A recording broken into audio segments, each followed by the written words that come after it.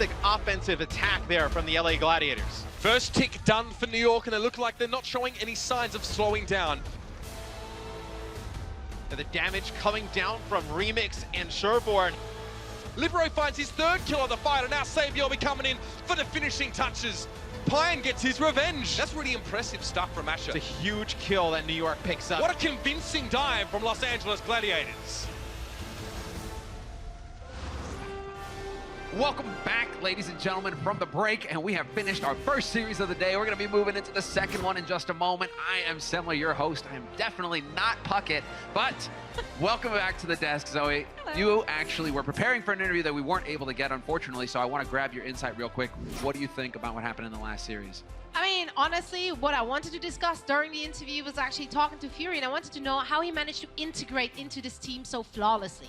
He's one of the only ones of the Korean players who actually previously played in a Western team, Team Liquid, I believe that was, and he just blends in right there. I think his cohesion with the other fellow tanks, with Gesture and Fisher, is just like flawless. It's super impressive, actually, because normally you only see this type of cohesion with Korean players that have already played with these main tanks in other teams and they're brought into it. But no, he just literally slots right in like he's been playing with them for years, like he's an Apex champion or something. The guy is insane the way he works with Gesture and Fissure in general. Just any main tank, slot him in, and he's immediately peeling for the supports. He's protecting the backline. Not only that, he's also protecting the people from pulse bombs. All sorts. The guy's on another level, it feels I think you have to keep in mind, too, that a lot of these players moved overseas to come here, and I think it helps a lot when you have a player that has been already in the States for a while, that can show you the ropes. Okay, this is how we do things over here. Make sure that the transition is a little bit easier. This is the fire spot right here, the Korean barbecue. Hey, we're going here. No, but you know, we're going to actually, Korean barbecue every week. I got to talk to the majority of the Korean players and teams so far, and they all said that actually we have on each team, we have one player who either has been overseas before and does speak English in some way, or somehow learned it in Korea and like is actually really good at it. And those are the players who like they all rely on. They go shopping with them, like they take them out. So it's actually really nice to see how that further kind of blends them together and makes them like actually do stuff actively. It's a lot of pressure to put on one person. It is. It's going on. Like it's just like you get 11 players just hovering around you like in a little herd through the restaurant. I don't know. That's a lot of pressure. I don't know if I can handle it. I do love that it really helps those players because, you know, like I don't know how many people can relate to it, but if you move to another country, you eventually get homesick, you know? It just really helps if you get out, if you do manage to like explore the culture, explore America, right? Like I've personally been enjoying that a lot since I came country on Earth. Am I pandering enough? No, you're not. You don't give the credit for that one. Dead silence. No, but it does help them to get out and actually experience the country they now live in, and that makes it easier to, you know, also abide to that practice schedule they all have, because it is tough in all those things. I mean, I mean, America's a big place. Correct. Yeah, yes, you are correct. I agree, Zoe. America's a big place. I was just laughing my head off internally, obviously, because I need to let you talk. But like, I just had this idea of like this horrible situation, you know, where you're showing your friends something that you think is really funny on YouTube, and like, they're not laughing. The poor guy. 14-minute video. Like, I'm dying, but my friend's like, why aren't they laughing? So what is he moved? So that's putting the pressure. What is he moved then? Are you showing a second vain attempt of making them laugh, or are you? That's where you just click. You're like, oh, that was the wrong one. Hold on, I was trying to like find another one. Find it. Yeah. This is, you know, like, oh, that was the wrong restaurant, guys. I know it'll be better next time. You gotta hog it. You can't let them show anything after until you've gone through your videos, because it's like 1 and 1. So you make sure that your videos are always still talking about the videos. Yeah. That's what we're talking about. I thought we were talking about restaurants. You're confused. No. Yeah, we're getting all over the place. There's like players that know the turf, right? They're gonna be like the pack leader. That is actually kind of fitting here in the case of these teams. You know, maybe it is the in-game leader. Well, back to the Overwatch. Fair enough. Back to the Overwatch. I'm gonna bring it back here. There. Here's what I'm thinking. Oh, look, that guy knows. Yeah, funny. Well, he wants to talk about New York Excel. I think what we've been seeing is that flexibility in this game matters so much. The preparation is basically only there for your set strategies, and if the other enemies don't have varied champion pools, if they have, or hero pools, if they have just... I got you. If they don't have a lot of variety, they're not going to be able to flex and surprise their opponent. And I think for this matchup, when we have the Gladiators, I really like how, in their previous instance, their ability to flex literally won them a game with Carpe playing Doomfist, surprise, hydration busted out far, you lost the first point. All right, guys. Well, it is time to begin the second match of the day. It is going to be, well, let's look at the schedule first, obviously. So, Los Angeles Valiant versus the London Spitfire. We all saw that. 2-3, a real nail biter. We're going to get into the Los Angeles Gladiators now versus the New York Excelsior. I know he's happy. That's right. Have it down. But right next, wow, you guys are sitting right next to each other, too. That's going to get awkward. With We're gonna get some Spitfire in camera the middle. With the Spitfire in the middle. All right, let's bring out on the stage the Los Angeles Gladiators.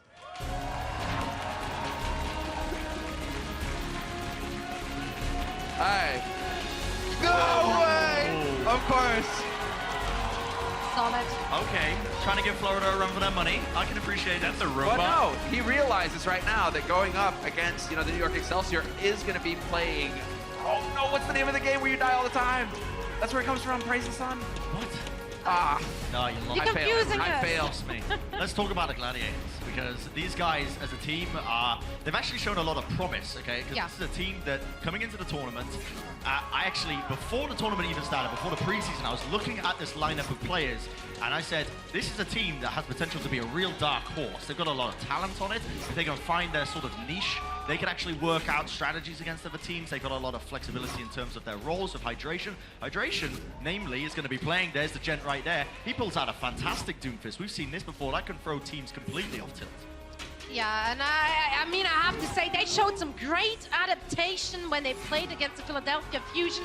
Decided map on Ilias started on a triple DPS for the Gladiators. Sure4 was on Widow, did excellent on it. And once they got stuck in that composition and couldn't, like, gain any ground anymore, they immediately switched. And this is the kind of adaptation this team will need going up against the opponents. All right, so now we've met the Los Angeles Gladiators, who are about to play Dark Souls because their opponents are ready. It is. There we I go. came to it. There you go, you got it. Their opponents, New York Excelsior. And yes, the full Korean rosters, they are a bit like the bosses, very unforgiving. You cannot make any mistakes, but we have seen the versatility from this roster in particular. I mean, Pine, he really has been showboating. Absolutely, yeah. Pine, this guy, and I believe he's going to be starting as well. Yeah, he is. Here he is, right at the back. This is him. The guy is unreal. As you all know, we named him MVP when he only played a single map for good reason, because he's popping off. But the interesting thing here is that he's actually going to be playing the first map, a starter. This is the first time they've actually done this, and it actually is intriguing me a little bit. What are they going to be doing with Pine here? Because the reason before that this is the conclusion I sort of came to, that they didn't run Pine, was because it limits them to a double hit scan sort of role, a double hit scan composition, but it seems they're okay with running him here. Well, it's Dorado. You got Widowmaker's Playground, at least for the first couple of points, and then you can always switch off to the McCree if it works well. So on your screen, you have Mako, you have Janice right there. This entire team is just so packed with individual talent that it kind of overshadows their actual strategic ability. There And you he have is. Pine. There's the He's man. a- But I have to say about Pine being in the starting lineup, when they played against the Valiant actually made a point of shutting Pine down. He did not manage to go on a rampage when they played against him on Oasis. They really effectively shut him down, and that actually made that series on Oasis one of the closest the Valiant had against his team. So maybe other teams will take a leaf out of that book and also try to devote the resources to focus down Pine. But then you get into the metagame, Zoe, as well. That's where, like, correct. the metagames where, like, you know teams are going to be trying to focus him down, so you build a strategy around that. Like, this is the beauty of Overwatch, is like the strategy inside the strategy, and like just the mind games between teams. It's crazy. This is why I love it, honestly. You see it starts to develop. Like, for example, Horizon. We see so many different strategies developing on that map alone, just because teams are constantly playing it, constantly If scrimming. you're going on Pine, you're missing Jonek, and Jonek's out DPSing his own DPS, who are who are star DPS. So I still think you gotta actually ignore Pine a little bit, just zone him off, make sure he's on his own thing, but go on Jonek, because this Zenyatta is getting damage boosted and doing work with it. So is that going to be a key here for Los Angeles Gladiators to get the win real quick? They do play a lot of dive effectively, and I think that if they can actually pin down the supports first, that they'll have a good shot. All right, guys. Well, it's going to be time to hand it over to our casters now. It is going to be none other than Monty and Doa to bring you the action. All right, that's right. Here we are. Thanks, Semler, and we are pumped about match number 2 here on this beautiful Saturday at the Blizzard Arena. It's going to be the LA Gladiators taking on New York Excelsior. It's the only way to say that. I just love yelling that word. I don't know. I'm you sorry. Have to shout It's it. me. Yeah. Why would they name themselves that if they didn't want people to yell it? Well, guys, we're going to Dorado for our first map. Of course, it will be our escort map. And we saw Valiant come very close to beating London in our last series. What do you think about this one? Well, I think this is a really interesting map, mostly because Gladiators played Hydration on Doomfist on point A defense. True. In the last time we saw LA take the field in Dorado. But I'm also now intrigued because the big boss Pine is in for his first non-control map in Overwatch League, and what that means is probably Widowmaker coming up here very early on. Widowmaker and McCree overall, and they will be running a composition most likely without a Tracer. Yeah. Show me that McCree. I mean, I know, Widowmaker makes more sense to start out with on Dorado, but I've just been loving watching Pine's McCree. I admit, I picked up the skin. I try to channel my inner Pine when I play McCree. How'd that go for you? Not very well so far, but it's a nice looking skin. I've got that at least. It's all right. 10,000 more hours of PC FPS practice, and you'll be right on his level. I'm almost there. I'm almost there, guys. Check back in like 2038, and I'll be ready to play McCree then. I'll be on the server by myself. Like, where is everybody? My aim is so good. Well, here we go. We are going to see Pine on that Widowmaker on defense to start things off. Libero will be on the Junkrat, so it will be up to members of the Gladiators to try and dive that back line. Now, will they run Surefour on the Doomfist, though? I think the easy answer to that is no, but the other answer is maybe. Yeah, maybe. I've nailed that one down. Yeah, there you go. I don't think we're going to see it. They did run a Tracer Genji dive composition on attack. It'd make a little bit more sense, wouldn't it? Yeah, last time they were in Dorado. But I do want to see that Doomfist again. We saw Gladiators full hold Shanghai on this map, and yet everybody, the crowd is disappointed as Surefour switches over to the Tracer. I'm bummed out, but oh well. LA Gladiators coming out strong still with the dive combined with the pharmacy. Surefour going to be sinking around to the bridge on the high ground right now. Yep. And dropping down. Hydration trying to get a good angle on the top, but he needs to worry about Pine. I'd be very afraid if I was playing Pharah into Pine's Widowmaker, or really into Pine's anything at this point. With the Junkrat on the Orisa, definitely looking to defend at the choke right here with the barrier. It will be up to Hydration and Surefour, though, to get back on top of Pine, who's standing at the very end of the point. Now, we typically see Pharah and Mercy combos go over this wall. They're waiting for Surefour to provide the distraction on the flank, though. Now they're going in. All right, Hydration trying to take down Pine. He's got him pretty low. He gets him. Good kill on the Pine. Good start for LA. And they are going to keep pushing forward to, wow, Hydration just landing rocket after rocket here on this Pharo. Meko has to back out and get healed. Hydration has been a good performer on the Pharo so far, but mostly I'm impressed with how good the flank was and how long they waited in order to spring the trap on the high ground. Revenge. Pine comes back with a headshot on the Hydration. Meanwhile, Remix has to back away himself as the HP was getting a little bit low. Bishu as well moving towards the spawn, and yeah, they're going to have to reset here. Yeah, they are. Pine coming back up and then immediately landing the necessary shots. You have to be able to control that space at the back of the map. Well, I mean, during all this, we haven't talked about it yet, but Libero is on the Junkrat, and he is going to fill all of those spaces with grenades, and it's going to make it really hard for LA to walk forward through this choke. Yeah, definitely will, and Hydration now decides that it's going to be back to the dive composition they ran the first time on Dorado with the Genji to deal with the Widowmaker. No long flank this time, though, as everybody coming into the marketplace. Pine watching that flank, of course. And Jonak haven't been on board with him yet this match, but we know what damage this guy can do on the Zenyatta. Pine finds Big Goose, so there's no mercy right now. Oh, and Libero too, with that Riptire. So New York really stopping the Gladiators cold already on this map. That was a really weird push because they went around the left side into the upper hallway above the marketplace, and that lined them up for shots from Pine and the Riptire, as we're about to see right now. It made it a very easy play. Yeah, kind of bottled up in this narrow corridor. Yeah. As you can see. Yeah, Unfortunately, that was read very quickly by New York. Can't reflect that one. I always thought Genji should be able to reflect the Riptire and take control of it himself. Sure. That's a terrible idea, by please, the way. Please don't. I just like it. You suddenly just lose control of Genji and have control over Riptire. Really awkward. Yep. All right, Surefour back around again behind the marketplace in the alley. The rest of his teammates poking forward, but they can't seem to get a decisive push going right now. Yeah, well, they're going to try to change that with Surefour coming in. Oh, never mind! Pine was so ready, man. Those reflexes. Hadn't even used his ult, as you can see. That was just pure reaction time. And now he's going to go support hunting. Yep, Gladiators, though, using their ults. They want to push this. This is their moment, but they lose Shaz, too. Pine looping around the back, and there's no one there to really stop him right now. Now they sent Bishu back on the Diva to zone him out. They may get him eventually. Yep, Big Goose comes in for a bit of mercy revenge. Yeah, but it only took 4 people to kill Pine. Yeah, And meanwhile, nobody's New York pushing the gains payload. control of the payload, and they're down to 3 people with Shaz reviving.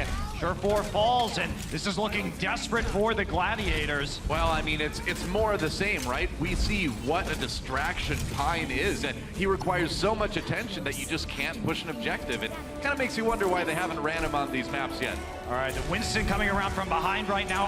Remix jumping for the flank, Oh, but Pine dear. is back on the high ground. Remix already down here. Hydration is close to that Dragon Blade. If he can get that, there's a possibility of a turnaround, especially with the Transcendence. Yep, that's right. They've got a chance to push forward here. Hydration pulls out the Dragon Blade. If he can have a big one, it could be beneficial here. He gets taken out by Libro's tire, though. Meanwhile, Pine did get the snipe onto Big Goose as well, so... With Big Goose dying, he only got a chance to use one of the resurrection charges. They're desperately on the payload right now, but there's still Arc, Jonak, and Jonas there with Meko. Yep, and that is it. NYXL with a full hold here on Dorado, man. That payload barely made it through that choke. Wow, that was a very dominant performance, and Yeah. I think it was impressive the first push that we saw from the Gladiators, where they managed to take out Pine. They made a long flank and had the right read to engage all at the same time, but they never got in that position again. And it looked like a lot of the time after the play didn't work with the Pharah coming over the side, and we saw Pine return and start getting those snipe kills. They didn't really have another way of attacking that point. Yeah. That first one was really their moment, and not able to capitalize on that, and NYXL finds themselves in the position to take a really easy win here on Dorado. Well, I'm gonna wait and see. Of course, it was against Shanghai, but Gladiators did complete a full hold on this map, and It's possible. I think they're gonna run the Doomfist again. If I was them, I'd certainly take that risk. It's something that New York is not going to necessarily have practiced against, and it is a unique strategy that the Gladiators have on offer, and Hydration is going to pull it out. So the way this strategy works is you have one of the other DPS, now they ran it with Tracer before, but the other DPS covering the stairway on the right, and Hydration covers the main choke, and as soon as the payload gets there, it's very easy for him to catch people against the walls or catch people against the payload with the Rocket Fist. Well, that's the plan anyway. But any way you look at it, it's a tall order. I mean, we can see on our screen right now that the payload doesn't need to move very far, so it'd be a pretty Herculean effort for any team to stop any other team from getting it at least to that point. Yeah, I think it's definitely going to be rough. It looks like Pine will move over to the Pharah. This will be the first time. Oh, no, back on the Tracer, actually. So they will be going for that full dive composition. Interesting. All right. Trying to use those rapid dashes from Tracer and Genji to avoid the Doomfist. Libero's already flanking all the way around to the back. Makes sense. And Pine's on the other side, so they're actually creating a pincer right now. Yeah. They're trying anyway. Pine just kind of scoping things out, letting everybody know where the opponents are at. Libero is all the way in the back lines by the door towards point A, and he's already starting to engage Surefour. Yeah. All right, Meko taking the front line as the payload moves through the choke unopposed. Gladiators, they need to get on this pretty soon here, I think. There we go, diving in now. Meko's still by there, he's gonna go in. Can he find anyone? No, pushed away for the moment. taking a little bit of damage, but he's getting the healing he needs. Shaz does go down though. Libero, the flank being successful. He took out the Zenyatta, and Big Goose taken down Both too. supports dead, and that's with iRemix. Should be an easy push here for New York. Yeah, sure, 4 Remix falls. There goes Hydration, and that's going to be probably about it. Yeah, that's it. New York Excelsior taking a quick win here on Dorado. Wow. Well, that was one of the fastest maps we've had yet. Sure was. In this Overwatch League season. That was a dominant performance from New York, and honestly, great patience from the Excelsior team as well. That was such a well-executed flank from both sides by the Tracer and by the Genji. Yeah, it looked ultra smooth, and kind of the big story of that map is Pine and just the immense distraction this guy was able to do. And it's a fancy entrance for Gladiators, but a fast exit from map 1. We'll see if they can do a little bit better on the second one right after this.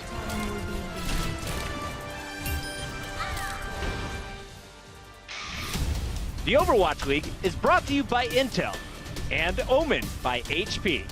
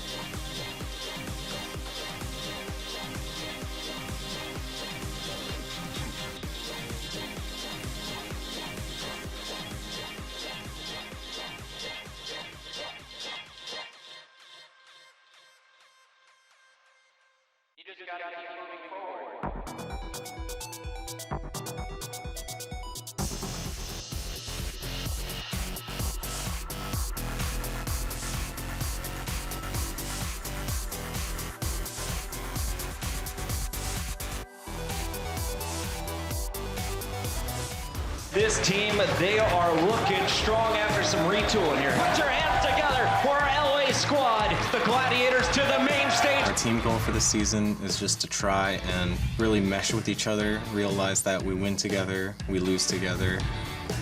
It's just that simple. They made that look like they didn't have to think about it. What's the call? I'm really proud to be representing Los Angeles, and especially the Gladiators. I always love communicating with my teammates. I always try to find better ways to communicate. 제일 기대하고 있는 거는 일단 저희 팀의 성장 가능성이고. Both teams are looking black and blue after that game. Quite the slap fest. Well, at least we have a series now on our hand. There's so many great players, great teams. In any given day, anyone can beat anyone. I just really want to beat other Korean teams. We We are back, guys, and of course the Gladiators, you know, despite the optimism coming into this one down a game as we go towards Lunar Colony, New York Excelsior looking pretty dominant on map 1. Yeah, I think that was a pretty scary performance, but most of the maps they've had Pine in, they have looked dominant on and very specific in their strategy. It will be, however, Sabielby coming in for Pine on Horizon. Well, we love Sabielby, of course, a great player in his own right, but it is sad to see Pine back on the bench. But hey, that's just what this team likes to do. They only bring him out on special occasions. So maybe we'll see him again in the control map. Yeah, well, SBB, as his teammates call him, he is the better Tracer player, and we have seen Dive on Horizon from the New York Excelsior, especially on point B. We've also seen them run the quad tank with Moira for attack on point A. I think we'll call it the Moira meatball, because you just sort of like run in there as a pile of meat and get healed. Yeah, but like, I mean, when you talk about associating a strategy with Moira, is Meatball really the way to go? I feel like it should be something she's there medical. with so many tanks. It should be something medical. Like it should be like the clinic or something. I don't know, because she's got her patients and she's taking them through the. I don't know. That's not indicative of how much fast her patients have. I got it. That strategy is called the Slambulance because she's taking her patients. Okay, I like that. And she's keeping them healed up, and they're gonna slam into the other team. That's right. There you go. That strategy is now called the Slambulance. Love it. All right, sick. Very nicely named. I knew we could come up with something. We did it together. That's right. High five. There. All right. I'm sure you heard that. That was a solid high five. I think that came through on the microphone. Nice. Well, here we are on Lunar Colony, guys. Of course, it will be the LA Gladiators on the attack one more time. NYXL on the defense to begin things. There are 4 lights. One of my favorite episodes. I've been wanting to say that ever since I looked at the center of the stage there. I can't help it. Sorry, guys. If you haven't seen that episode, I feel sorry for you. Yeah. Darmok, Angelara, Soccer, and all that. We know. You know, too. Well, here we go. All right. So, LA Gladiators going for probably a fairly regular dive here on the attack. As Sure4 swaps over the Tracer. What, you actually thought you were going to see Symmetra attack? Guys, this is not your ladder game, all right? This is the Overwatch. You should be grateful. Yeah. Until Tyrong, the coach for Houston, starts playing again, we will not see Symmetra in a competitive match, I would guess. Don't bring it back. He's got the skills. It's true. Okay, so New York Excelsior going for what we've seen many times before, this pick style of composition, controlling the high ground on defense, looking to pull people out with the halts, maybe land a hook, or get an angle for Sabielby on the Widowmaker. Otherwise, it will be Libero just controlling space should they try and back cap the point. Well, it's tough to advance at this one, right? I mean, you got to worry about getting picked. You got to worry about all that damage that the Junkrat does. And we've seen Junkrats build Riptires so fast on this map that yeah, that pick is just scary to deal with in every sense of the word right now. Yeah, Libero's already waiting for Sure4 on the other side, though. He's going to actually find him creeping around, attempting to back cap so they can force him off the point. Yeah, gonna try to pull him back. Bijou diving in right now, trying to get him off that high ground. Can't quite do it yet, but they are on the point, so NYXL, they need to respond in some way. That's 1 tick already for the LA Gladiators. Yeah, they have to come back around right now. Hydration and Sure4 are there, and Hydration will take out Sabielby. Yeah, good start. That's 2 ticks now. NYXL bottled up in that side hallway. They need to get on the point some way, somehow. They've got Meko there, but Arc falls. Great start for LA Gladiators, and they may have point A in a hurry. Yeah, they actually distracted them by looking like they were going to pursue the high ground and then dipped around to go back onto the point and force New York XL to play into them. Yeah, that was a great first attack by LA Gladiators. It wasn't just the execution of the dive, but it was the patience in which they kind of set things up, made room for Hydration to get that pick, and then kind of followed through. Really well done by the Gladiators. Yeah, and previously on Horizon A, they played a lot of Soldier and Junkrat. And they've been successful at taking that point quickly. It came to finishing out the map. They did struggle a bit more, but here's Hydration trying to get some damage done with the Dragon Blade. That's a bold move. Can he get the kills? Janus falls early, but they need a bit more than that. Big Goose falls on the side of the Gladiators, and yeah, without that Mercy, it's going to be tough.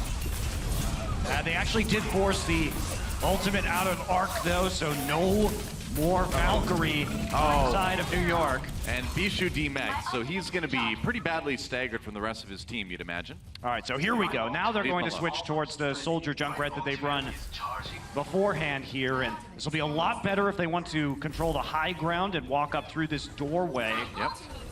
And with Libero and Sabielby not going to be either of them on Junkrat, they don't have to worry about a Junkrat on the ceiling shooting and spamming those grenades through the door, so can be a lot easier for them to go ahead and push up. Well, Surefour has been pretty good about using those tac visors from the high ground too. The patience has been there.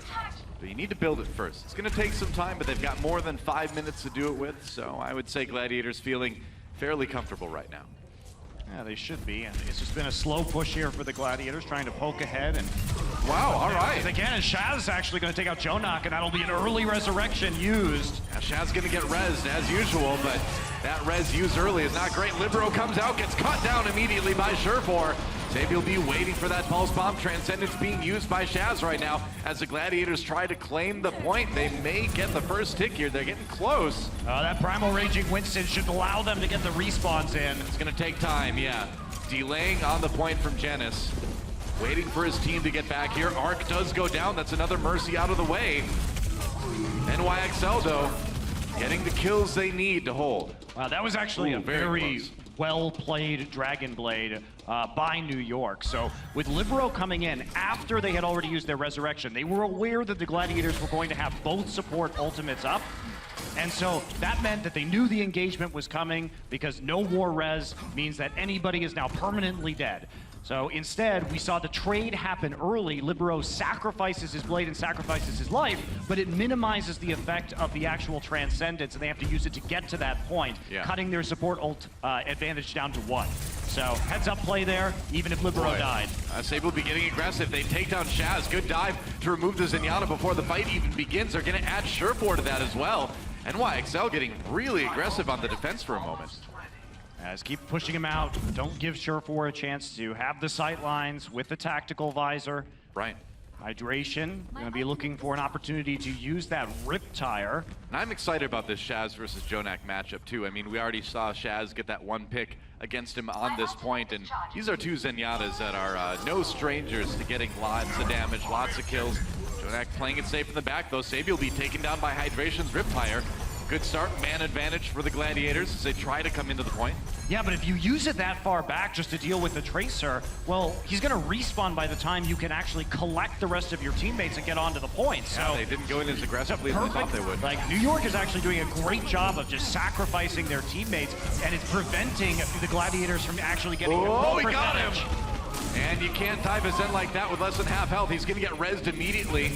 Zen coming back here. Jonak back on the scene. Hydration finds Sabiel will be on the outside of the fight though, so NYXL maybe in a little bit of trouble here. That's going to be the first tick taken by LA Gladiators. Riptire comes in again. There's a kill onto Remix.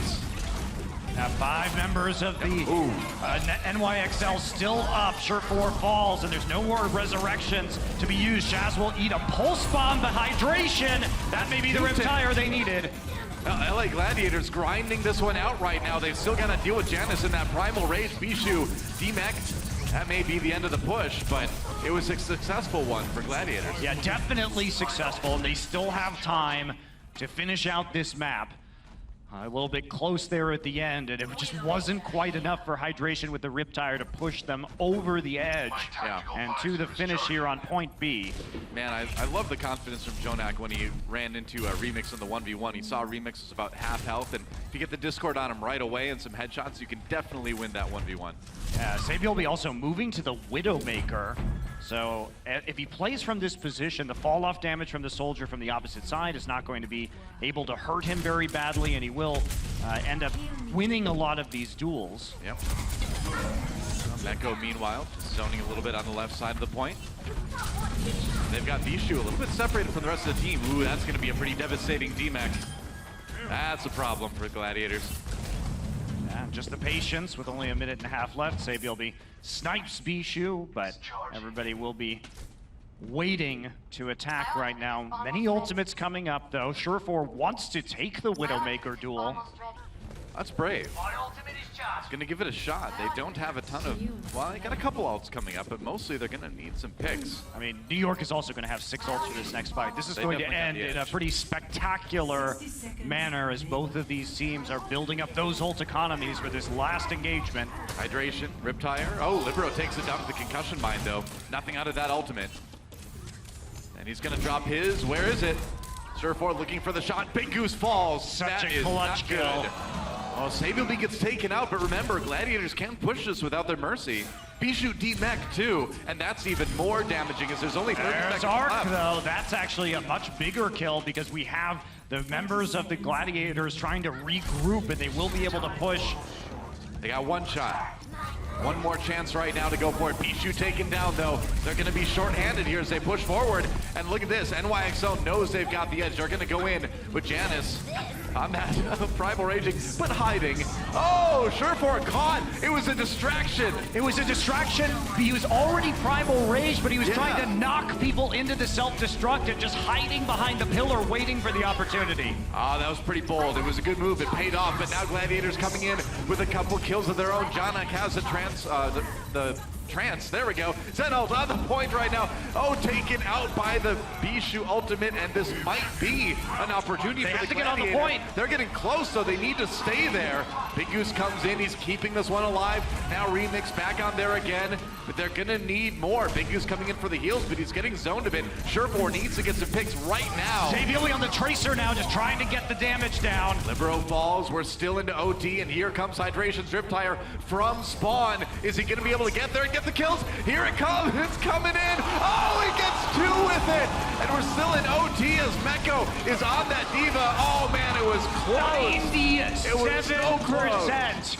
But props to the New York Excelsior for constantly keeping somebody on the point at the end. Sabielby with the Tracer swap.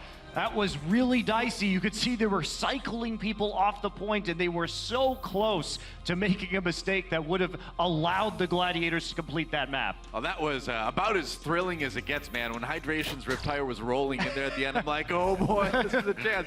And he even gets 2 with it, but Meko's still there. So NYXL barely holding on the defense here, and all they need to do is pretty much take point B, and they'll win this map. Yeah, that's, I mean, it still is almost all the way through point B. So there's still a shot here for the Gladiators to defend. And at least right now, it does look like New York just wants to play Tracer, Genji, dive. Hey, I mean, if you got Libero on that Genji, you've got Sabielby on the Tracer. I mean, that's their strengths, right? That's what they've been doing well, so yeah, no big shock. Yeah, they just didn't play it previously on their point A attack. It was something they swapped to later on for point B, but you may not like their odds, especially if they see a lot of the Soldier and Junkrat coming out from Gladiators of playing a quad tank composition. Right. Well, now it's all on the LA Gladiators to defend here on Horizon Lunar Colony. You can tell it's a lunar colony because there's the Earth right there. It could be on a satellite. They're not on it. Yeah, but a satellite would be closer to the Earth, though. I think it depends on where the satellite is. What if it's a man-made moon in the future, Doa? Well, that would be the Death Star, and I don't think anybody wants that, man. I would like a Death Star. I bet you would. Don't worry, I bullseye Womp Rats in my T16 back home all the time, so I can handle it. Are you gonna destroy my Death Star, Doa? I absolutely would destroy your Death Star. Yeah, you should not have one of those. Yeah, I like you, but I don't trust you with a Death Star. I'm sorry. Surefour going to be on a Sombra on defense. Now, this is something that we haven't seen a lot of since the start of Overwatch League. Usually the Sombra on attack. Janice in the room. They're going to go ahead and D-Mech Bijou right away. Got a little bit separated from the rest of his team. Couldn't get to the hacked health pack. Yeah, and that's what you want to do. You want to play aggressively in those small rooms with the hacked health packs, but because he got pushed off of it and body blocked immediately, that's the D-Mech is going to be crucial here. Yeah. Because we're still waiting for Bijou to get his suit back. Now Surefour tried to go invisible. Gets a hack on the Libero in the end. Doesn't stop you from climbing wall zone. He still gets a good opportunity. Up on the top here, that's going to be one tick taken by NYXL already. And here we go again. Gladiators coming back in, trying to push back the team in blue. And with Sabielby dead, they need to retreat right now. Yep. They can't get a resurrect off. to pick their Tracer back up, so it's pushing back in, but now Meko actually manages to get Bishu with a self-destruct. Yeah, well, Bishu got demeked by Jonak, actually, so that was another disadvantage for Gladiators on the defense here. Jonak has that Transcendence. We'll see if he decides to go ahead and use it. No, he's just going to kill everybody instead, I guess. That's 3 kills for Jonak in that fight. And that's going to be point A. I mean, the EMP came up, but it was too little too late. But they did get Arc to use his Valkyrie, so Big Goose will have his. 2 support ultimates available for Gladiators right now to contest this Dragon Blade. True enough. From Libero. So Gladiators have a good chance to hold here. Yeah, they've got a lot of time to deal with from NYXL, but they've got the tools to make it last. Libero sneaking around. Yeah, waiting very patiently near the stairs. Being legitimately ninja-like. Yeah, he is. Oh, what do you know? Crouch walking, nobody can hear him. This is some good ninja skills he's showing us here. Better than ninjas in some other games. Okay, so what they're doing is they're taking damage, so they, yeah, definitely. I got your reference. Reference game on point, taking it back. We got it. Here comes the Dragon Blade. Hydration falls immediately. Sabi will be on the pick on the Big Goose, too. Libero has to back away, but good position here for NYXL on the point as we get things started. Gotta dodge that self-destruct, though. They do. Coming back in onto Bishu now, a little bit on his own as Shaz falls. No heals coming in. And now another from Spawn Riptire takes out Janus. Do they have the res? Yes, they do. Arc goes ahead and pops that. So they waited to take the damage to get the Valkyrie back to match the Valkyrie of LA Gladiators before they attacked. Nice stick by Surefour to take down Jonak, and looks like LA Gladiators will be able to hold. Yeah, they will, but you gotta respect New York for trying something there. Yeah. We watched a lot of Libero crouch walking up on the high ground, and it was just a matter of patience. Let's go ahead and get both of our support ults back up, get the heal to create the ult charge so that when we go in, we will have the Valkyrie at the same time. And as they walk in, Libero sneaks his way all the way towards the back of their spawn. Right. And he's nearly got another Dragon Blade too, so they can try something similar if they want to, but I think LA is going to be watching out for this a bit more. They sure are, yeah. Nice dive onto Jonak to take him out before the push begins. Libero just distracting people a little bit. Oh, what are you doing up there? He's waiting for his leap cooldown to come back up. He was sad because he leaped up there and was like, maybe please no one will see me. Nobody will notice me up here. You're a giant gorilla, man. Sitting inside a blue bubble. That's right. Slightly conspicuous. He's like, no, the LA Gladiators are like T-Rexes. Their vision is based on movement. If I don't move, I'm okay. Sadly, he was wrong. Yeah. NYXL back to the drawing board here. Another push coming in. Still about 4 minutes to use. Allspa not finding any kills for Surefour. Echo a little bit low, though, on that Diva. Valkyrie up for Arc, though. Not up for Big Goose right now. Hydration does some damage, but that's going to be a Resurrect. Hydration's been finding a lot of nice kills with these Riptires, so Janus does come back anyway, but it does slow down NYXL a little bit. Libero taken down by Hydration. Didn't get anything out of that Dragon Blade. Bishu DMAC pops a self-destruct. Everybody behind the wall now. And Jonak, maybe he and Janus can kind of turn this thing around. We'll see. Hydration bottled up, taken out by the Winston, and they get 1 tick. That's going to be 2 ticks as well before LA can respond. They got to get back on the point here. Shaz coming out with the Transcendence right away. Jonak has his own. He's going to pop it a little bit later here to give NYXL the edge. Big Goose falls. Good kills for NYXL. And are they going to be able to complete it? They came so close. They got to get people back on the point right now. They only need to get it to that little yellow marker, and I think they may have it. That's going to be it. NYXL will move up to 2-0 in this best of 4. Yeah, solid hold for a while there, but eventually New York finds the support ult advantage that they were looking for. Big Goose took a long time to charge his Valkyrie at point B, and so just Arc there coming back up with it more frequently and able to find the window of time in order to attack. That's right. Well, pretty thrilling match here, but NYXL still coming out on top in both the maps so far. But hey, LA Gladiators, we saw them in this position. They know how to run it back. I was going to say, man, we saw them in this position earlier. So after this, we'll send it back to halftime and see what the analyst desks have to say.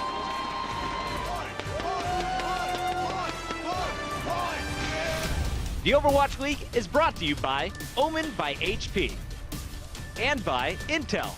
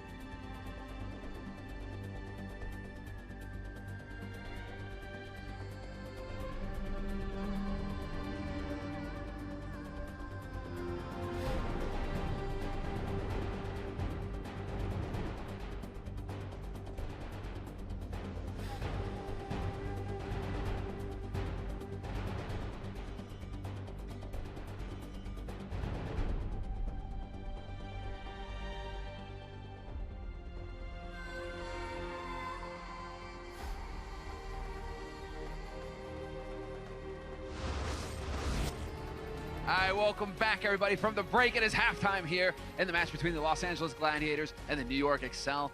Very quick 2 first maps coming through here, boys. So, I mean, already, let's go ahead and start off with Dorado, first map. Usually a good place to start. Yeah, it's halftime, but New York is splitting the Gladiators in half here. It was not close for the first one, really, but they showed up, though. The Gladiators tried their own strategy, but I think you were mentioning that they probably did not prepare for playing against Pine. That's what I think took them off balance a little bit, to be honest, because Pine has only ever played in control maps, right? They subbed him in for this first map, and they just weren't ready for it. You notice, look here, they were running Hydration on the far right. They made the switch to Genji a little bit later on, but they just weren't ready for the Pine show in general, because he completely shut them down. At Dorado, first point, you get massive sightlines all over the goddamn place. Look at him. He's just sitting onto the high ground, waiting there. He's got damage boost going on, hitting heads all day long, and it seemed like LA Gladiators just didn't have a game plan for it. They tried to work around into the buildings, tried to work their magic around there, trying to avoid Pine and take the fight by poking and prodding, but that just doesn't work because he's too good. Brent, this is why you don't poke the bear. Exactly. Bishu went out, they figured it out. Bishu went after him, he killed him, and Pine was like, okay, time to go to work, boys. They just started wrecking 3 headshots in a row.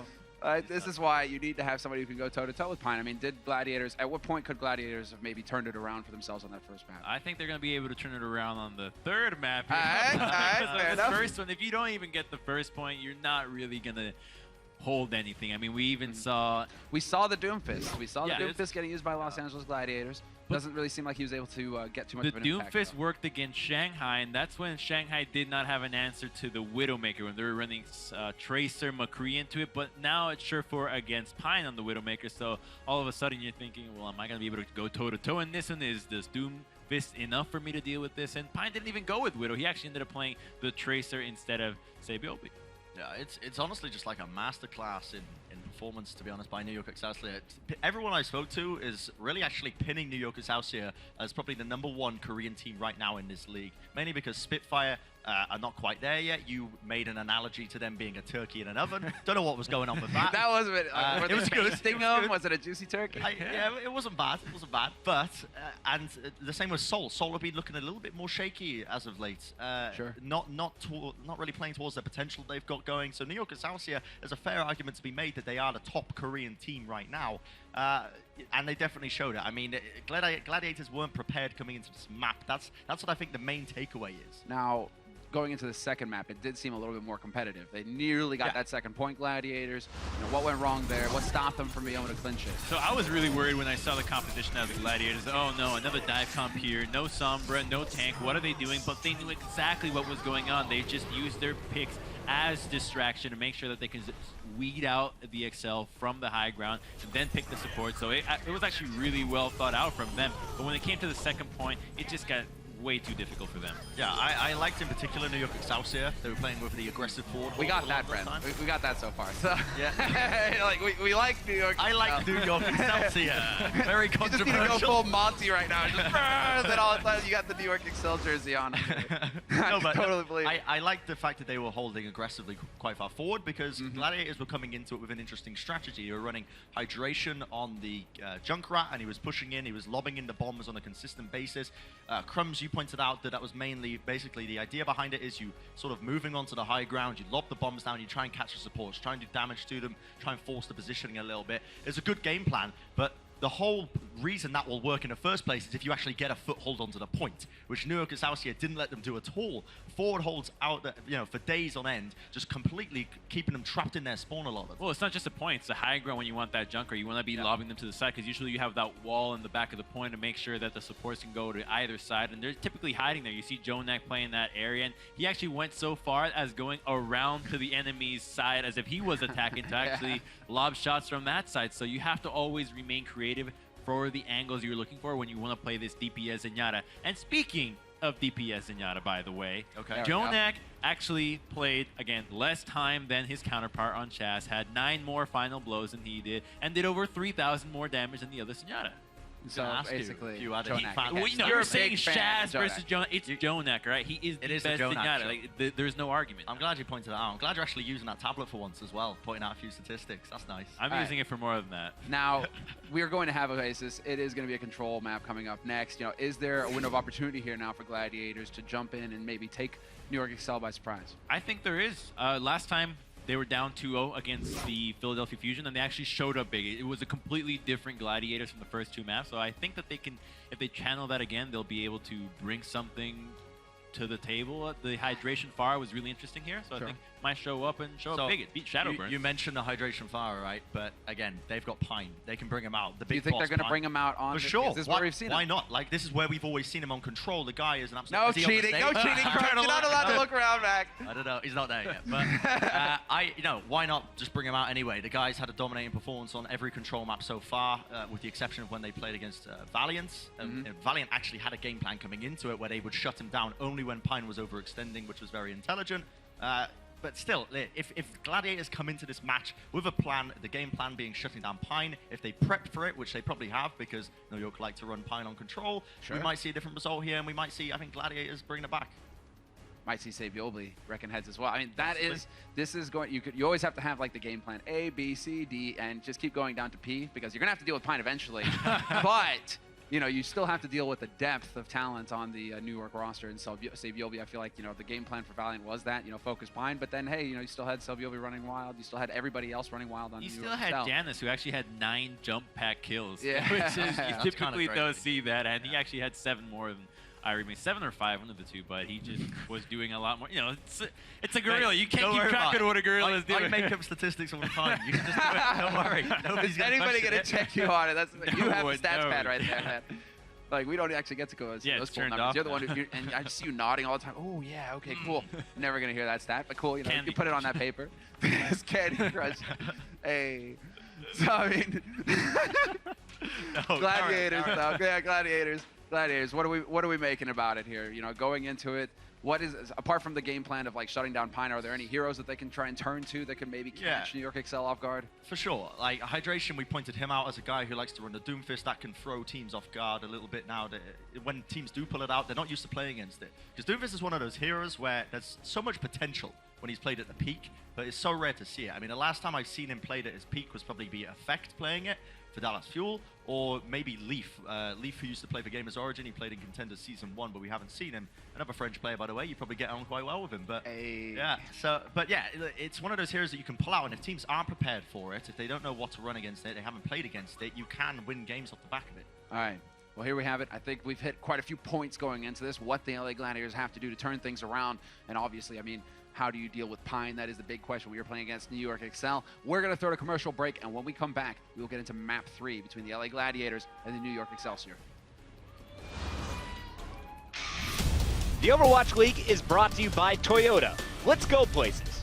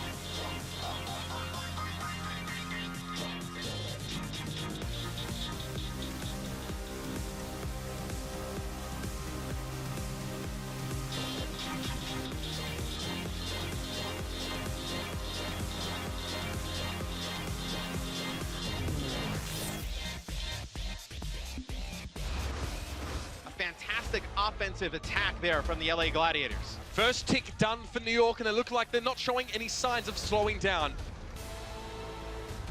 The damage coming down from Remix and Sherborne. Libero finds his third kill of the fight, and now Savior be coming in for the finishing touches.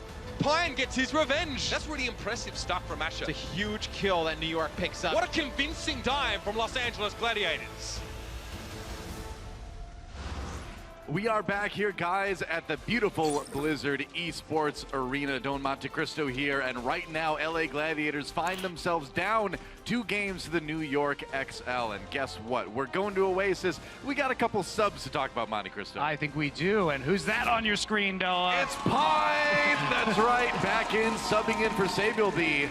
And he's not the only one on NYXL. They're gonna send in their other tank player, Mano, of course, from Korea Team World Cup fame, a great Winston player, one of the best. And interestingly, the last time we saw New York play on Oasis earlier this week, they were running a strange strategy with Orisa, Roadhog, Junkrat, and McCree. True. So they were running a pick composition, which we almost never see because of the verticality of this map, and they were not running the Pharah. Now, we can assume that Hydration will be playing the Pharah depending on the points, so will they be able to execute? It does make it a lot harder, but we've seen teams like the Dallas Fuel in the preseason use the Orisa Roadhog combo to use the halt to pull the Pharah down into hook range. Right, and into range for a McCree to do more damage to her too. And I think if you're NYXL right now and you have Pine and you have what he can do on the Widow, on the McCree, you're like, all right, you know what? We don't need to play the same meta everybody else is playing right now. We've got a guy who can shoot this Pharah out of the air with very little trouble. So, might see a bit more of the same here on Oasis. And it will be City Center to start us off. And right now, Libero is hovering over the Roadhog, so it could actually be a triple tank just to try and occupy the point at the center of the map for as long as possible. And it seems like the members of the LA Gladiators will be going with Hydration on Pharah, and then perhaps Surefour on that Junkrat. And no surprise there with Hydration on the Pharah. That's a logical pick.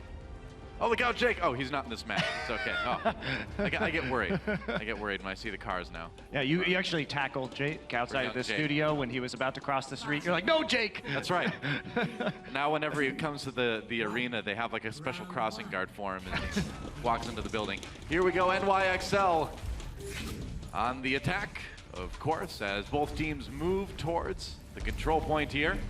And Mecco will be on the Roadhog. He was spectacular in New York's last match on this hero, and they will be having Pine on the McCree and Libero on the Junkrat. So they're trying to deal with the Far in the Sky right now. Pine taking a conservative positioning, just plinking away at range.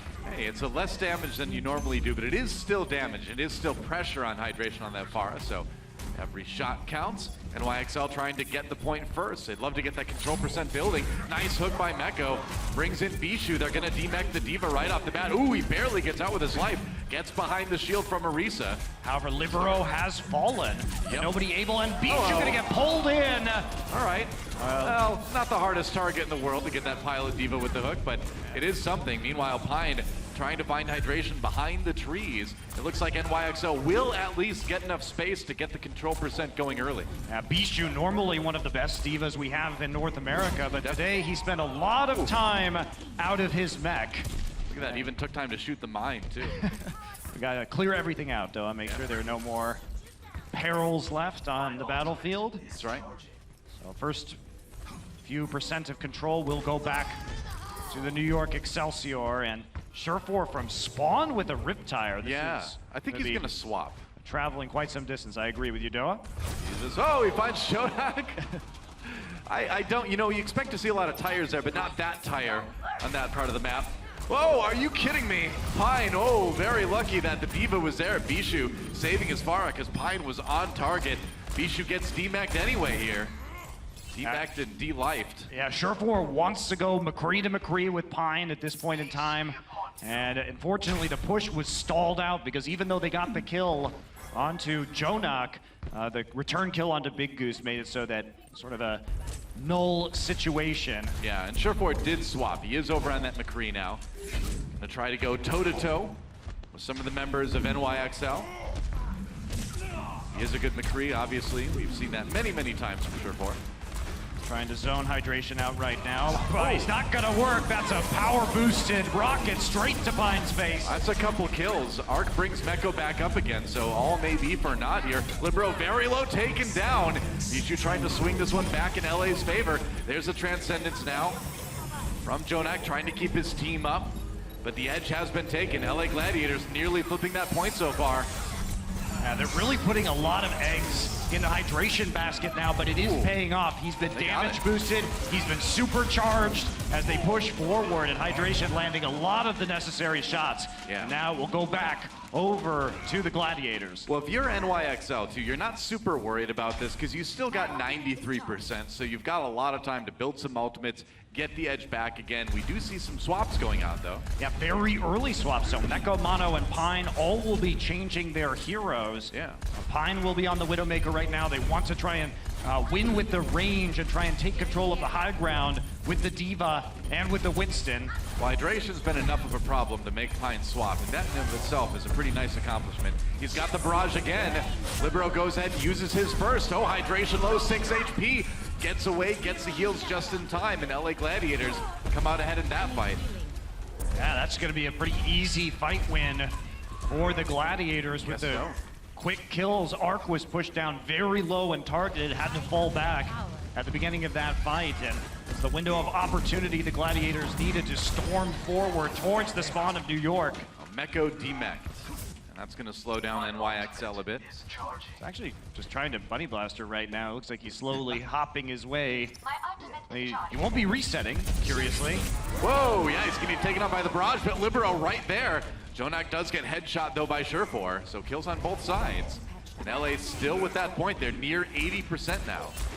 New York not in a great position to retake either. No, not really. Gladiators will be feeling good when Surefour gets hit to kick off things, and that'll be the Valkyrie used immediately by Big Goose. Shaz trying to stay safe right now. They brought Surefour back up again. Jazz has the Transcendence in case he needs to use it. Right now, LA just trying to zone NYXL back, and they're doing it pretty well. Nice trance to try to keep Remix up. He'll be able to keep his Winston alive here. Surefour goes down again to Pine, though. And now Hydration. A little bit on his own, trying to find the kill here. On the Libero, and he will. Jazz did go down, though. So they lost that Zenyatta. A lot of New York members on the point right now, but Pine not finding the angles that he needs. Hydration getting low as he's targeted by Mono and Meko, but he jumps off. Only Bijou on the control point. Jonak falls. We're into OT right now. LA Gladiators on the verge of winning this first point, but Mano manages to get the kill on the Bijou. Hydration in the back lines. Wanted to get that blade out of that dash. Didn't quite do it. Now he's got it. Gonna pull it out immediately, though. Trying to come up big as NYXL is storming back right now. Couple kills out of Mano's primal it's range. Only Remix on the point. That's big for NYXL. They'll switch it back, and they are already near 99% themselves. Can LA get back in time? Looks like Bijou can maybe make it. I'd like to see. There we go. NYXL. They barely get that one before Bijou can reach the point. Yeah, I was trying to get there, but Meko actually bumped him off the point. Yeah, good heads up with play the Diva dash. That was actually surprisingly close. If Surefour, or if Pine hadn't hit the headshot to start things off, there was a chance for the Gladiators to hold on to their Valkyrie for a little bit longer. But they had to use it early, and there was enough control percent left before 99 that New York could sort of hover on the outside, wait for some of that Valkyrie time to be used before they tried to actually contest the point. Right. Well, NYXL comes out with a round win, but LA Gladiators certainly making them work for it. If you can get Pine to swap off the McCree, that's quite the notable accomplishment. Not something we've seen a lot of other teams be able to do on their control maps against New York. Not at all, and we're actually gonna head into the next point here as we're already on this map, but it's back to the New York running the strange composition. So what they do is they set up in the corner and they of this gardens point, and Pine is the only one on the flank right now. He is looking for supports. Sneaky cowboy coming around the side, and Hydration does fall. Pine, trying to go after Shaz in the back there. We'll see if that's successful later. It was. Check out that kill feed. Pine got it. Meanwhile, Meko on the point. But everybody had to dive back to kill Pine on the side of the Gladiators, so they give up the point itself. There's the hook. Then dragged in. Nice save from Bishu. And Bishu is so good at bailing his teammates out when they get hooked, when they get in bad situations. Really, really well aware of what he needs to be doing with the D.Va. Yeah, and it's tough to break this hard point if you're the Gladiators. They're doing the same thing as they did in the last time they played Oasis, which is sit in the far back corner behind the Orisa barrier. They're all just stuck there. Libero just going to kill it with a mine. That was actually really bold from NY. They were so confident that Riptire was going down from a concussive mine from their own Junkrat. And Sherfor not swapping. Still on that hydration. There's a nice kill. He drops both supports for NYXL. They're going to have a lot of ults coming back into this, but LA will flip the point for now. Yeah, herding all the members of New York back into a corridor and then using the AoE damage from the barrage to finish them off. That was a nice control of space there from the Gladiators, and of course they will have seen that footage from New York, so they'll have a plan of how to deal with this strategy, and they're already going to be moving up into close to a tie situation. That's right. NYXL has a lot of tools to use in the ultimate category. We'll see what they can do. Meko getting a bit low, tries to get back behind the Orisa shield, barely makes it. Hydration getting aggressive here. He's got the heals though. Oh, there's the hook. And that's that combo, man. The ball and chain, the Orisa Hulk setting up the hook for the Roadhog. That's going to be a whole hog coming up for Meko as they try to bull rush their way back onto the point and retake it. Everybody's Valkyries are used right now. LA Gladiators can be relying on that Transcendent. Same with Jonak as they continue to fight on this point. Oh, iRemix tries to find Jonak. Can't quite do it. Has to go back to the point to try to save it. NYXL half that control meter filled up right now. 2 from the barrage of hydration. Well, Mano in the supercharger anyway. It is still something, though. It is still enough for LA to hold the point. Hydration's barrages have been excellent on this map. He is getting a lot of value out of those abilities. And when you're playing against a composition like the Excelsior are running that can't escape very quickly, you're going to have a good time with that. That's actually going to cause Mono and Pine to go ahead and switch, especially Mono there onto the Winston. Wow. After dying on the Orisa. So I think he's tired of being an immobile robot centaur. Yeah, you know, sometimes you do get tired of being the immobile robot centaur. Thanks for saying what we're all thinking, Monty. Sherfor taken out by Meko. Pine already has that pulse bomb. Wow. Kills coming in for NYXL. Shaz, ooh, nearly knocked off the map, but he manages to stay there. Engage the rocket boosters somewhere on Zen to stay on the map, I guess. But it's not going to be enough. And NYXL looking like they're going to swap it. So 99% for LA Gladiators, but NYXL in control for the time being. Yeah, and they did force them off the weird composition. They come back, now they have to play the Pharah, now they have to play the Tracer and the Winston, but Gladiators, they've already got the Valkyrie up. There's a timing they can execute. If they can get Arc killed quickly, that's not going to work. They actually poked them, so the Mercy healing will be pushing him up. But Shaz still has an opportunity to get the trance up first, and they have some time here. So a couple pushes still left, possibly for the Gladiators. Oh, Bishu going deep. Nice kill onto Jonak to start this one off. LA Gladiators looking to take this point back. Kills on both sides. Bishu, D-Mech, that's going to be a problem. Pops that Primal Rage, trying to find the kill onto Pine. At least he gets back into the mech here. Meko got the kill onto Remix, though, and NYXL with a little bit of an edge here. Bishu, kind of an island on the point here. He's got his other tank, though, to help him out. Yeah, sure. Gets a kill onto Arc. That's big. He's still alive. Jonak's Transcendent's going to come out to try and clean up this fight. Libero has returned to the action in the skies as Pharah. We're going to go up to 99-99, guys. NYXL holding on for the second here. And now the kills coming in. Gladiators nearly swapping that point back. New York needs to keep people on there. OT ticking away. Now Gladiators, desperation mode. Libero with the barrage. 2 already, make it 3. That may be enough. And there goes the overtime. NYXL will win Oasis. Close map, though. Gladiators had the answer tactically for the strategy that Excelsior had tried to use before, forced them to swap off. That's right, and with that map win, that means New York will win the series. They've got enough maps to do that, but we still are going to play the 4th one, of course, because that map score can be important later in the season. LA Gladiators with a lot to fight for going into our hybrid map. It will be Eichenwald that we come up with after the break. That's right. We'll see if they can at least come away with something right after this.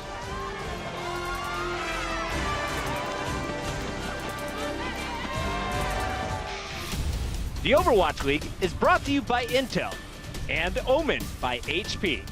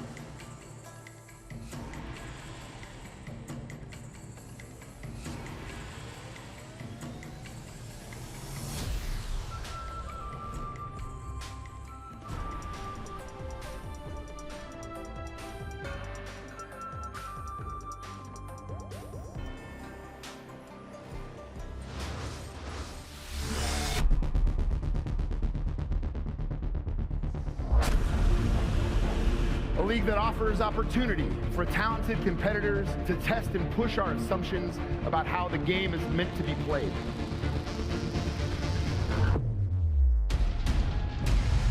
Ladies and gentlemen, we are coming at you live from Los Angeles, California. Welcome to the Blizzard Arena. Hey guys, well, NYXL gonna take this match. Already 3 map wins, but we're gonna still play Eichenwald again. Important, a map win can mean the difference between making to the playoffs or not, so Gladiators still a lot to fight for here. I'm a bit curious, not by Sabiel coming in for Pine, that's not curious at all, but by Asher coming in for Hydration. When we've seen the Gladiators play Eichenwald, they have run some Pharah Tracer combinations, which you think ideally, you'd like to have maybe Asher and Hydration in there, but it may tip their hand to a new strategy from Los Angeles. Well, I wonder if the thought process here is that Surefour can just go ahead and play the Pharah, and then if they need someone else, if they want to go like Tracer McCree, they can do something like that too, or Tracer Widowmaker. Yes, so, I agree. It does lend itself better to double hit scan, and Surefour can play the Pharah. So we'll see how this pans out for the Gladiators, as they are going to be on the attacking side first. Indeed. Welcome to Eichenwald. It's been a pretty sick match. Gotten to see a little bit more Pine than usual. We've gotten 200% more Pine in this match today. And fun facts, Pine still has not lost a map of Overwatch. Yeah. In Overwatch League. It's pretty good.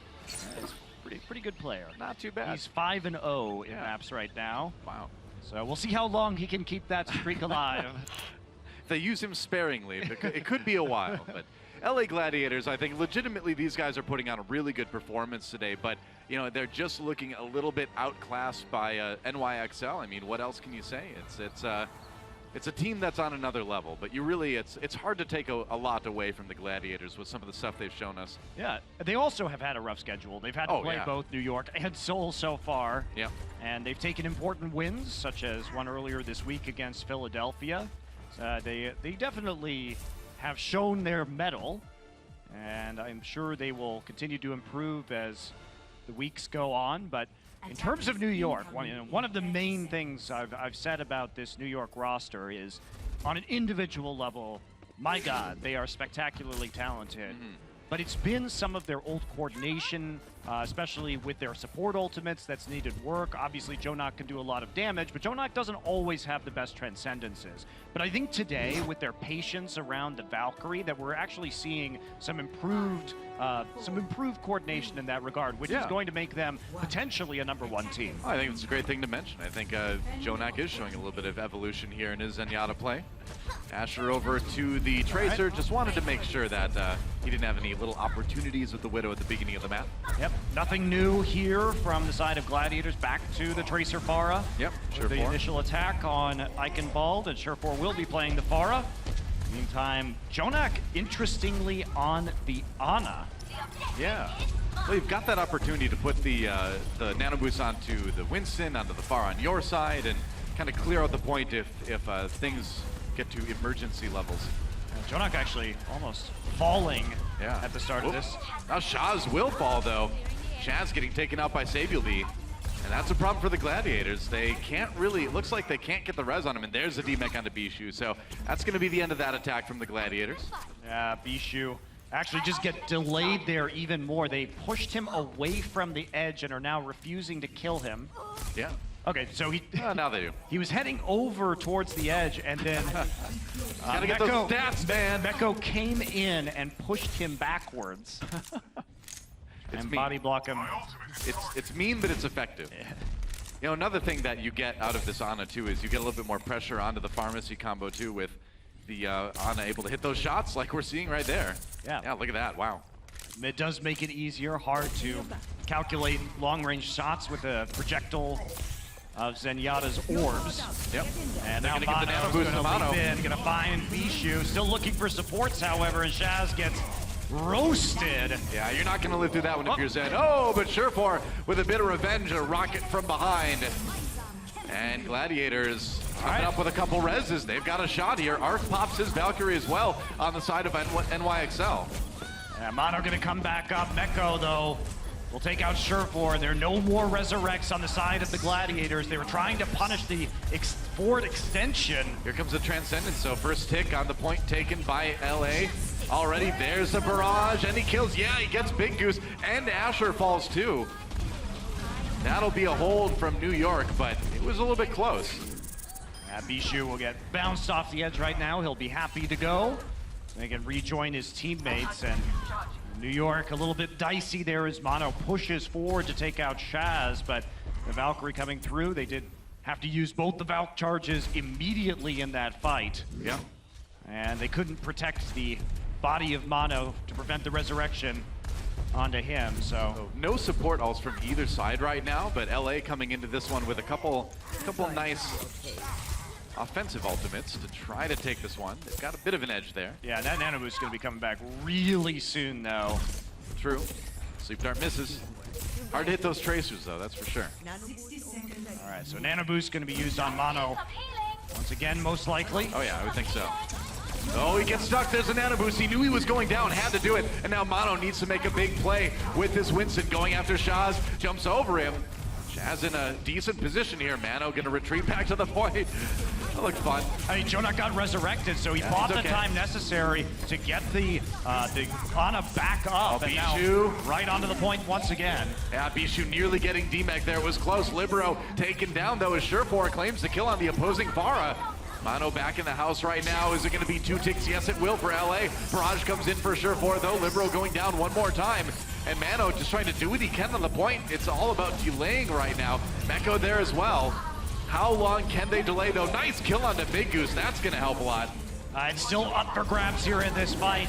We're down to 5 seconds here. Yeah, gonna be used. Yeah, self-destruct, not finding any kills, but Libero comes in with that barrage, and that may be about it. LA still on the point route now. We're into OT. Can they get it going? They can. At the last second, the Gladiators will move the payload. Surefour with some clutch kills onto the aerial members of the Gladiators, with Libero and Arc falling to the Rockets, and they come back with 3 people remaining at the end of the fight to just 2 of the Excelsior. Sabielby goes down, and that means the payload will get rolling here. 2 minutes only. Not a lot of time, but hey, it's better than getting full held, right? Absolutely it is. Surefour sticking with the Pharah here, trying to control the top of the keep on point B. Well, they lose Asher early. Echo finds him while he's trying to flank.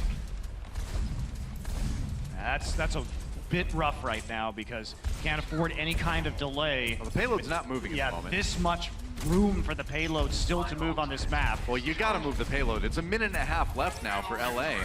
They need to be aggressive with this. Yeah, the pro taken down, that helps. Yeah, that does help. And Surefour with the crucial kill once more, trying to force the supports back and away from the range of healing against some of these tanks. Well, Surefour's rockets have been accurate, but you need a little bit more than that. They come in a little bit deeper now, manages to knock Janus off the high ground, gonna go ahead and cause him to pop that Primal Rage here. Mana, rather, our other Winston. There's only a little progress being made. Jonak actually snipes Asher off the payload, so now no one is moving the payload. Well, we're less than a minute now, and nobody's on that payload. They finally get back to it here, but New York doing a good job of just zoning everybody off of it. They're gonna pop the Transcendence to try to get in there. Surefour with the barrage. A big ultimate could help them move it the rest of the way through point B, but ooh, he's just not finding that angle. The chase on the supports. They were just zoned out, and immediately Big Goose falls as the tanks get on top of him. Arc still going to have that Valkyrie here for the next fight, as will Big Goose. 5 ultimates, and the Gladiators will have to push this through into overtime. They need to be conservative with how many ults they use at the start of this engagement because they have to have enough to move them all the way through point B. That's right, they've got a long way to go here. And they need to make something happen right here, right now. Otherwise, it's going to be an easy time for NYXL. Here comes the Dragon Blade. Jonak taken down, though. Asher finds that pick. The res comes in for Arc. Asher waiting for it. Can't capitalize. Still has that Pulse Bomb. We're into OT. They got to get back to the payload right here, right now. Valkyrie used. Self-destruct coming in. Surefour still with the barrage. Going to come in from the reverse side of the cart. No kills, though, with the barrage. Arc is still managing to live. Oh, Arc's taken down. Yeah, New York's scrambling now. They don't have their mercy. It's OT. But New York, they're pushing it a bit. But Bishu needs a little bit more support himself. He's getting D-Mech taken down. And now it's all blue on the kill feed. And that will be it. A really good hold for New York Excelsior. Still an option, still an opportunity here for the LA Gladiators. With a full hold, they could make things tense. Yeah, it's certainly possible. And take the map, but you know, it's only about halfway through point B. Pretty much exactly halfway through point B, actually. Yeah, and you don't see the payload get stopped there very often. That's usually one that, if it does get stopped, it's a little bit farther down the line than right where it ended up. So it's going to be LA Gladiators again in a pretty tough spot to win this map. Eichenwald is difficult if you only take the payload in that overtime because it's such a long point B, and you only get 2.5 minutes in order to run that. And most teams, it takes them a little bit longer if they want to successfully push. Yep, very true. Well, sullen faces on the side of the Gladiators, and it is tough. I mean, when you play as well as they did, and I do legitimately think they played well today, and you just get beat like they have by NYXL. That's a tough one. Yeah, it is, but they have shown promising results in this season. Yeah. It's a long way away from playoff time, but they certainly are making themselves a contender for the top half of Overwatch League. Yeah, I think both LA teams are looking pretty solid this season already. Oh yeah, well, Valiant doing very well. Hashtag Best Western. Well, New York with a point A take and a little bit of a push through point B can make this a 4-0 series. Los Angeles, of course, would love to see that go the other way. 1-3 certainly better than a 0-4, and we'll see if they can pull that off as New York gets rolling here on attack. And mirror compositions will be the name of the game. Gladiators defending as well as attacking with the Tracer and Farah, and now New York will be jumping out of the doors and over some buildings. Yep. As they scope out the enemy composition, realize that it is the same as their own. That's right. Mirrored comps, Libero. Trying to find those air-to-air. Ooh, there's a nice one. Onto Surefour. Bishu demacked already. Wow, that's a little bit surprising here. Oh, nice air-to-air onto Surefour. Oh, that's a problem. Will the res come in? He's chasing down the Mercy. No, Big Goose taken out almost immediately. He had to go for it, but New York looking like they may be heading for a really quick point A take. Bishu down as well. That's going to be it here. They're going to bump Shaz straight onto the point, kill him as well. Libero popping off with the rockets. Yeah, that was a pretty impressive performance from Libero, hitting those air-to-air, staying alive, and the payload going to be moving. So New York Excelsior with 5.5 minutes to push the payload halfway through this next point. That's a long, long time. 3 more minutes than we're given to the LA Gladiators. It's going to be a difficult hold. At least it'll start where Sabiel will be dying and having to go back to respawn. Libero wants to move to the Genji now. They're going to dive the top of the castle. Surefour will be trying to control that space and prevent the dive by using the Soldier 76 and the extra healing from the biotic field. Yeah, oh, Asher getting aggressive. They need to stop this payload right away. Jonak under pressure. Remix goes down though. They were ready. They know LA needs to be hyper aggro right now, so all they need to do is just to play it safe. And now they're gonna push for it. Asher has to go back to try and stall out this payload right now. Jonak's got a headshot waiting for him though, and Asher falls as well. Back to respawn for him. Now this is the part where they just move forward, trying to create as much space as possible, force them to run the gauntlet to get back on the card. Remix desperately leaping in, does use the Primal Rage simply to get back to the payload and prevent its advance. Yeah, but New York can just back off at this point. They've got so much time. Big Use taken out with that self-destruct, and the payload is basically there, a quarter of a meter to go. And there's a Transcendence to ensure the clearing off of the rest of the LA players. Can they do it? Looks like that might be it, and it is. The Los Angeles Gladiators can hold, and NYXL will take a 4-0 victory. This is the most clinical we have seen the Excelsior so far, hands down. Purely based on their own play and the precision of their teamwork, this has been their most convincing victory. Absolutely. It wasn't just those individual performances that we're used to seeing from this guy, but looking at Jonak, like we were talking about, his transcendences were much better time. The team looked tighter as a unit overall, and despite, again, the good performance put out by the Gladiators, New York looking very dominant. They only gave up 2 points across all 4 maps. That, I think says it in and of itself, and especially starting off with Dorado, it was just incredibly convincing. So if you're the Los Angeles Gladiators, where do you go from here?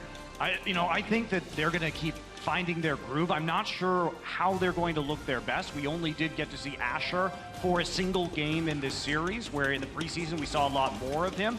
When they've been successful, like you noted on Watchpoint, with some of these triple DPS compositions. So we know they have a good amount of versatility, and I think it's just about growth. It's hard to play against some of these Korean rosters that have been playing together, or at least the cores of them have been playing together for a year and a half already. Oh, definitely. I mean, in the first stage of the Overwatch League is important, but there's a lot more coming, of course. And when we come back and interview with Zoe, of course, down on the floor, and then we move to the desk where Professor Glitterbeard and the rest of the analysts will break down the action.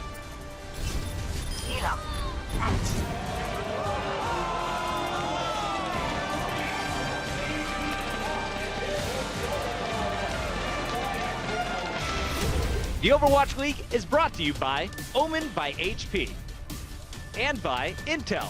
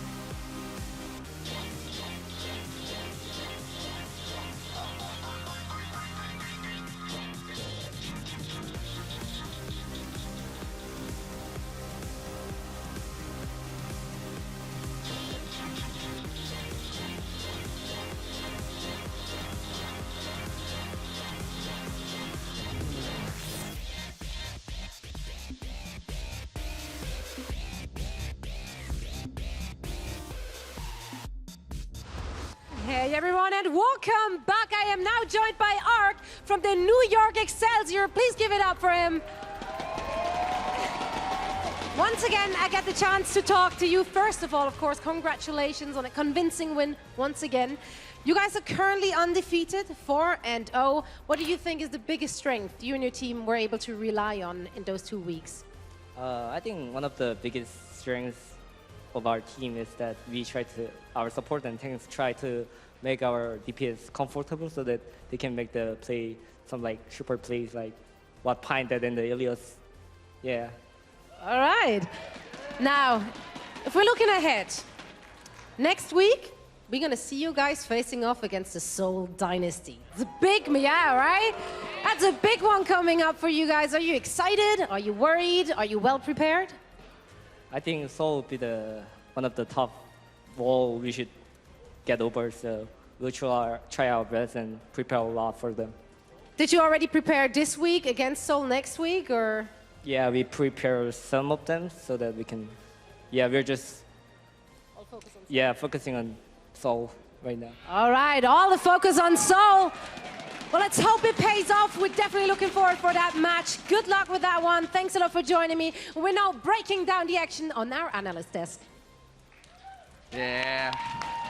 Thank you, Zoe. And thank you, Ark. Ark, he is such a fantastic human being. Definitely tune into his stream when you get the chance. He is the embodiment of what you should strive to be in Overwatch matchmaking. Not like at you, least. Semler. Definitely not like me. Definitely not like. Do not. Well, that's why I don't stream Overwatch. There you now go. It's all a mystery, Ben. They don't know what you're talking about right now. Of course. You do know how to talk Mate, about I heard you Overwatch. down Though, the so let's go ahead hallway and the other start. day. What? I Down heard the you hallway? screaming.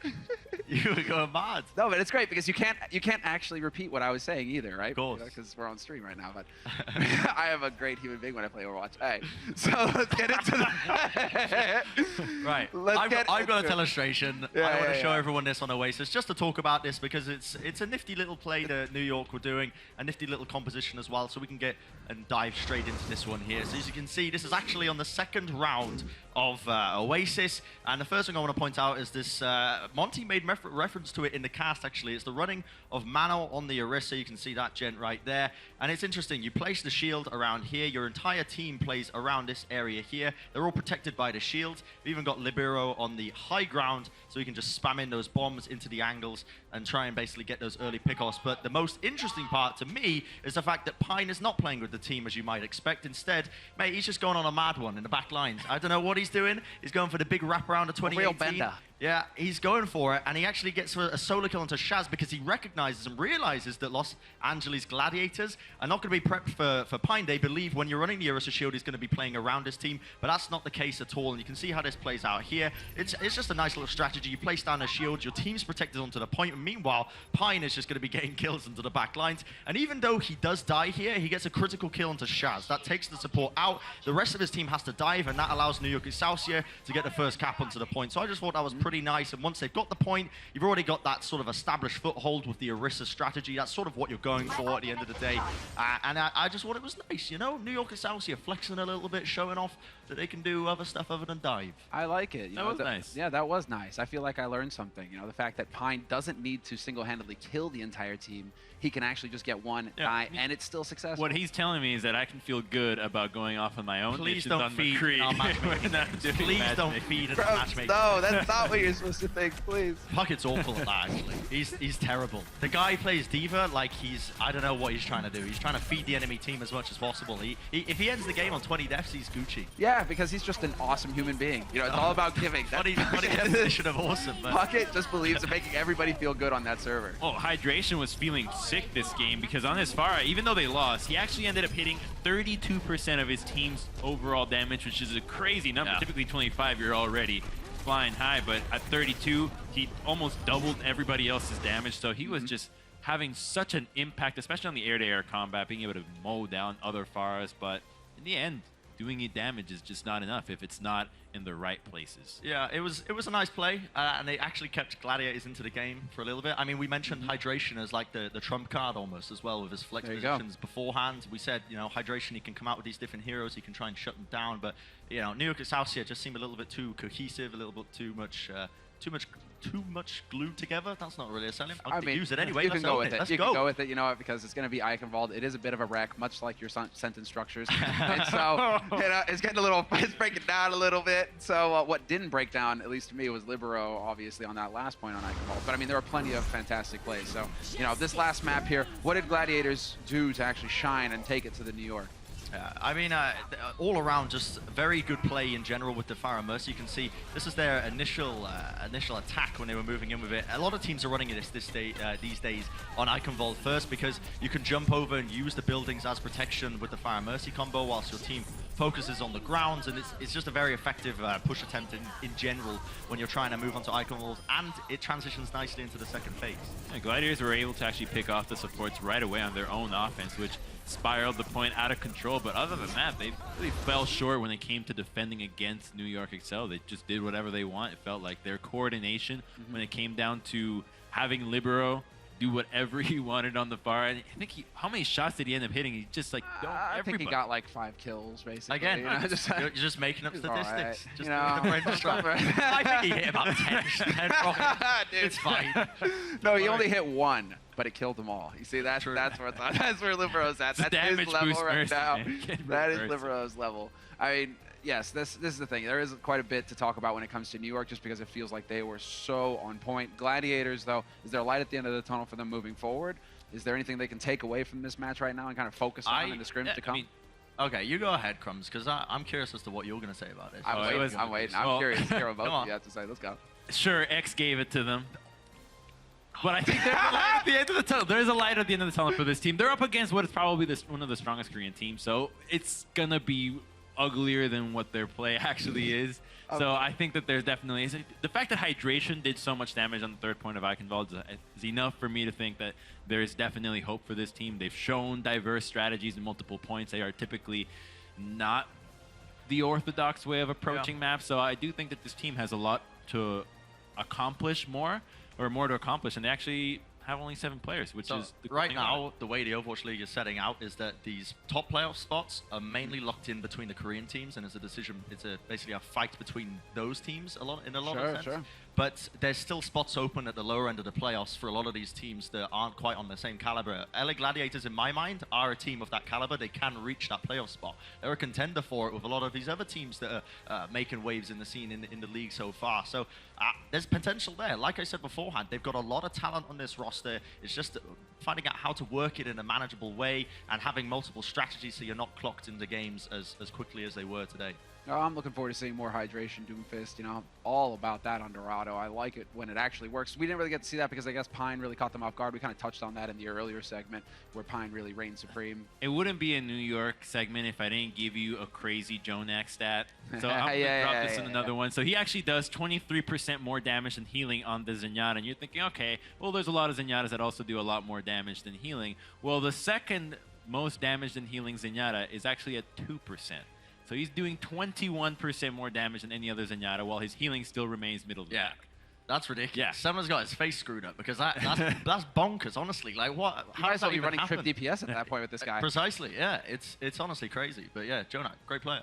Great player, but is good analysis. Is he your Omen by HP player of the match? I don't know. Who did we choose? It was Mr. Mako. It was not Jonak. Jonak.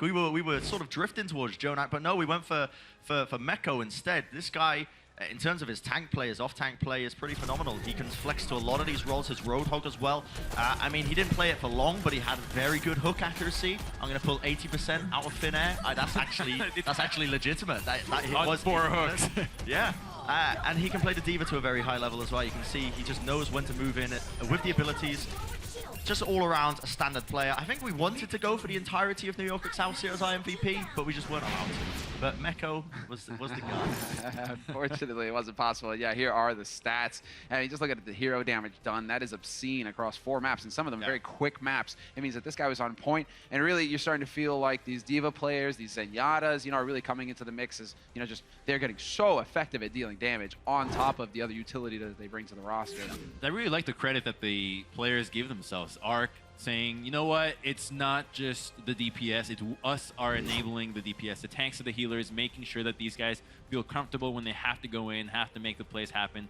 And the fact that credit is being spread out and not just to the band leader, the guitarist, or the lead singer. Listen, they get to say that all the time. They can say that as much as they want, but it really is lead vocals that is the superstar, and then the rest of them can kind of chill out. You know, drums is the star for It's vocals, it's guitar, and then you kind of just like, oh, those other guys. You know, it's all right. So, guys, we're going to take a quick commercial break, and when we come back, we will be starting off the third and final series of the day here, of week 2, in fact. That is going to be between the Boston Uprising and the San Francisco Shock.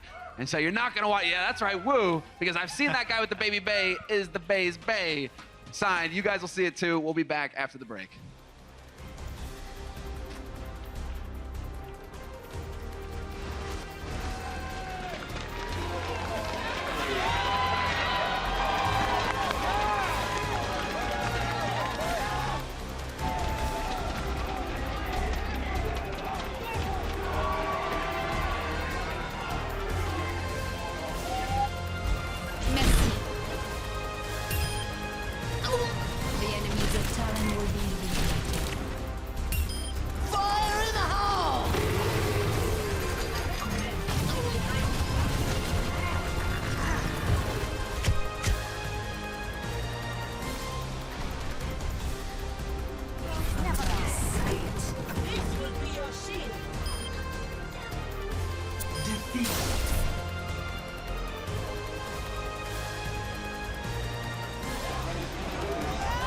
I've got you in my sight.